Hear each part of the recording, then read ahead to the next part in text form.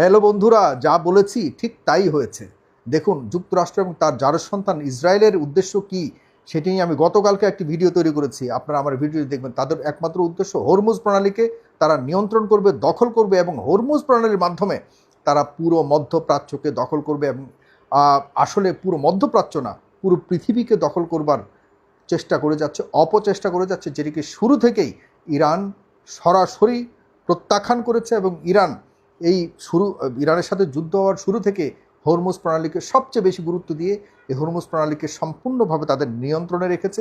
কোনোভাবে শত্রু পক্ষকে এই অঞ্চলে দখল করার মতো কোনো সুযোগ রাখেনি।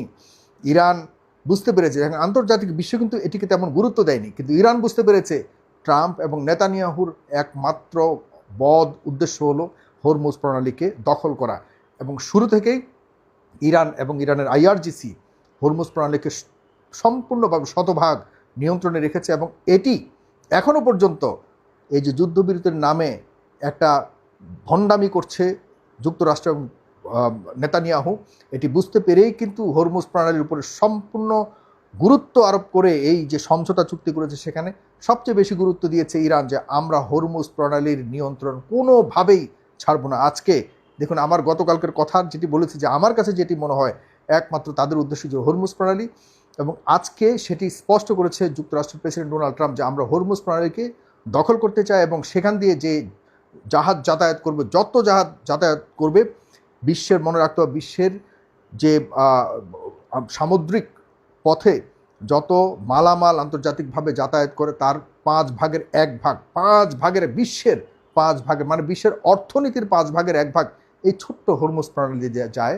এবং যেটি সম্পূর্ণভাবে শতভাগ ইরানের নিজস্ব সম্পত্তির উপরে। এটিকে দখল করবার জন্য মরিয়া হয়ে উঠেছে। এবং আজকে যুক্তরাষ্ট্রের প্রেসিডেন্টের কথায় সাফ স্পষ্ট হয়েছে। আপনারা যে দেখছেন আমার আইডিতে, আমার এর আগের বড় আইডিটি, যেটি প্রায় আমার ফেসবুক অ্যাকাউন্টে 8 লক্ষ ফলোয়ার্সের, এই অ্যাকাউন্টটি সাসপেন্ডেড হয়েছে, সেটি আবারও ফিরিয়ে আনবো। তবে আপাতত যেখানে দেখছেন এটিকে আপনারা ফলো করুন, এটি আমার রিয়েল আইডি। আপনারা একটু যাচাই করে নেবেন। যতই মানুষ আমার উপরে চাপাচাপি করুক, আমি নিজে পাল্টাবো না ইনশাল্লাহ। আপনারা যদি থাকেন, সর্বক্ষণ আমার শুধুমাত্র 500 মানুষ দরকার। যে কোনো বিষয়ের উপর আমি যখন কথা বলবো, আমি কিন্তু শতভাগ যাচাই বাছাই করে কথা বলবার চেষ্টা করে, আপনাদের মাথায় রাখতে হবে। সেটি হয়তো এদিক সেদিক যারা অপরাধী রয়েছে, এই সংশ্লিষ্ট বিষয়ে যারা ভিকটিম বা বিভিন্ন পক্ষ রয়েছে, তাদের হয়তো অবস্থান পরিবর্তন হতে পারে, কিন্তু আমার প্রেডিকশনের বা আমার বিশ্লেষণের পরিবর্তন খুব কমই হয়েছে। এখন ডোনাল্ড ট্রাম্পের চরিত্র নিয়ে তো ভাই আমি বলতে পারবো না, ও আজকে একটা বলে কালকে আরেকটা বলে। সেই কথাগুলিকে আমি যখন ফলো করে কোনো বিশ্লেষণ করতে যাই, তার পরিবর্তন হচ্ছে, কিন্তু আমার কথার পরিবর্তন হচ্ছে না। সেটি আবারও প্রমাণিত হয়েছে আজকে 13ই জুলাই বাংলাদেশে বসে 13ই জুলাই 2026 আপনাদেরকে আমি কথাগুলি বলছি। আপনারা সবসময় বলেন যে যেন আপনাদেরকে তারিখগুলি বলে দেই। প্রিয় বন্ধুরা, আপনারা শুনে অবাক হবেন, যুক্তরাষ্ট্র এখন এই যে সমঝোতা চুক্তির যতগুলি পয়েন্টস, 14টা পয়েন্টসের উপরে সমঝোতা চুক্তি হবার কথা ছিল, এখনও পর্যন্ত সমঝোতা চুক্তি কিন্তু বলবৎ রয়েছে। দ্বিপাক্ষিক আলোচনাও যেমন চলছে, অন্যদিকে যুক্তরাষ্ট্র তার যে বদ উদ্দেশ্য রয়েছে হরমুজ প্রণালীকে দখল করবার, সেটি দখলের জন্য যখন তারা ঠিক পরিকল্পিতভাবে ষড়যন্ত্রমূলকভাবে চেষ্টা করছিল, তখনই হামলে পড়েছে ইরান। ইরান বুঝতে পেরেছে, চান্দু তুমি তো আসলে যুদ্ধবিরতির নামে তুমি তো অন্যরকম কৌশল অবলম্বন করছো। তুমি আমার হরমুজ প্রণালীর উপর দিয়ে তোমার কথা মতো জাহাজগুলি চলবে, আমরা যে নির্দেশিত পথ দেখিয়েছি সেটিকে বাদ দিয়ে তুমি অন্যদিকে অন্য শিপগুলিকে তুমি যেতে বলছো, আর আমরা যেন কিছু না বলি আমাদেরকে বোঝাচ্ছ আমরা তোমাদের সাথে সমঝোতা করছি।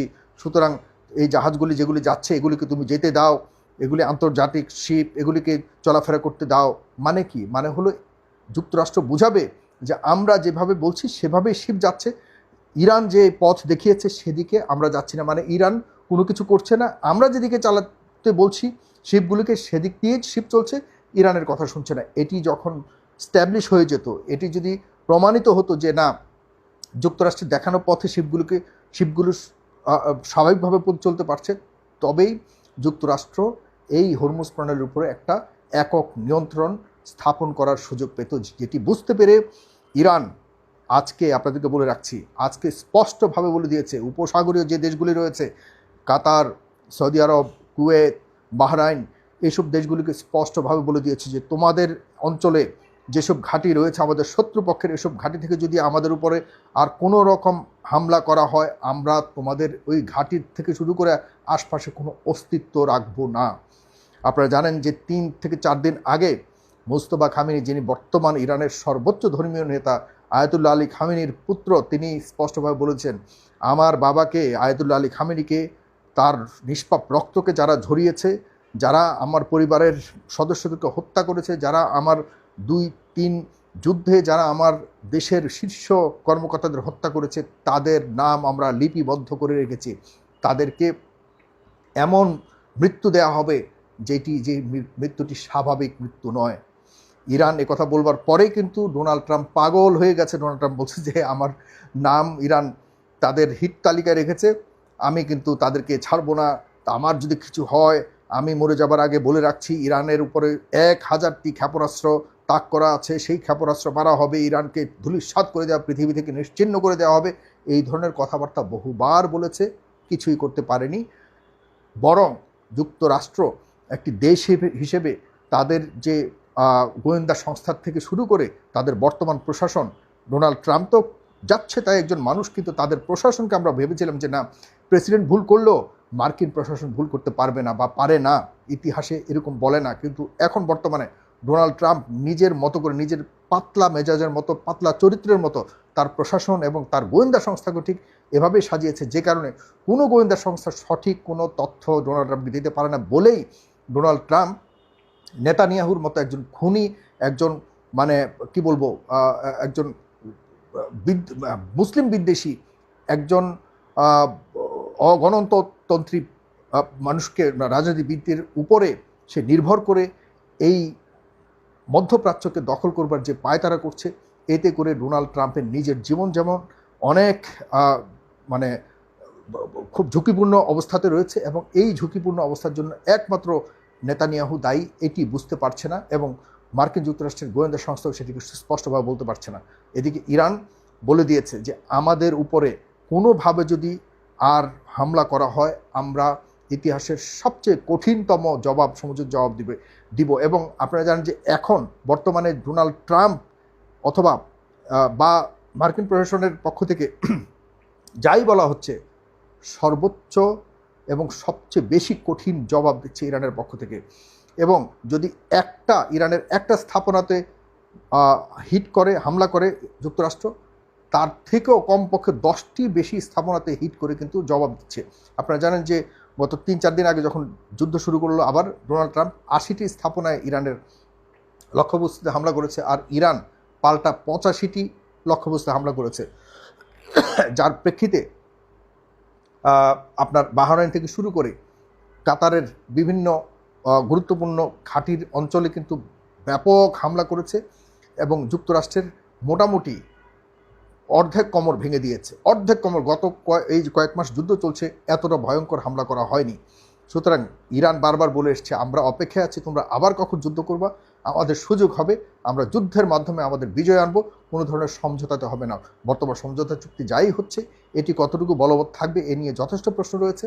আমার কাছে যেটি মনে হয়, ইরানের সাথে একটি ভয়ঙ্কর যুদ্ধ হবে, এবং ইরানের মানুষ মানে ওত পেতে বসে আছে কখন শত্রুপক্ষ আসবে। আর ইরানের আশপাশে যে দেশগুলি রয়েছে, যারা ইরানের সবচেয়ে বড় হুমকি স্বরূপ ছিল, ইরাক কিন্তু ইরানের এখন বন্ধু। রাশিয়া থেকে শুরু করে চীন এবং আশপাশে যে কয়েকটা দেশ আছে, শুধুমাত্র এই উপসাগরীয় আমাদের সুন্নি দেশ কয়েকটা দেশ আছে, এই দেশগুলি আসলে নিজেদের পরিবারতন্ত্রকে টিকিয়ে রাখবার জন্য যে ওইসব দেশগুলিকে, মানে মার্কিন যুক্তরাষ্ট্র এবং ইসরায়েলকে, মধ্যপ্রাচ্য এই গুরুত্বপূর্ণ, দামি, মূল্যবান আমার নবীর রেখে যাওয়ায় পবিত্র ভূমিকে যেভাবে তাদের হাতে দিয়ে রেখেছে, এটির ভবিষ্যৎ খুব বেশি ভালো হবে না। এবং খুব শীঘ্রই আমরা মধ্যপ্রাচ্যকে একটি পবিত্র ভূমি হিসেবেই দেখব। আপনারা জানেন যে প্যালেস্টাইনের মানুষগুলোর উপর এখনও পর্যন্ত অত্যাচার চলছে, এবং এদিকে যুক্তরাষ্ট্র ইরানের উপর হামলা করছে, অন্যদিকে নেতানিয়াহু আবারও লেবাননে হামলা শুরু করেছে এবং অনেক মানুষকে মারছে। এই মানুষগুলো, এই দেশগুলির বিরুদ্ধে যদি ঐক্যবদ্ধভাবে মধ্যপ্রাচ্যের মুসলিম কান্ট্রিগুলি একসাথে না দাঁড়ায়, তাহলে মধ্যপ্রাচ্যকে টিকিয়ে রাখা বড় কঠিন হয়ে যাবে। যতদিন না পর্যন্ত এগুলি না বুঝবে, ততদিন পর্যন্ত এই পরিবারতন্ত্র একটি বড় ধরনের ঝুঁকির সম্মুখীন হয়ে থাকবে। ভালো থাকুন সবাই। আমার এই আইডিটিকে ফলো করুন, ইউটিউব চ্যানেলটিকে ফলো করুন এবং অবশ্যই বেল আইকনে ক্লিক করে রাখবেন। তবেই আমি যখনই কোনো ভিডিও আপলোড করব তখন আপনাদের কাছে সাথে সাথে নোটিফিকেশন যাবে। ভালো থাকবেন সবাই। সালাম, গুড নাইট।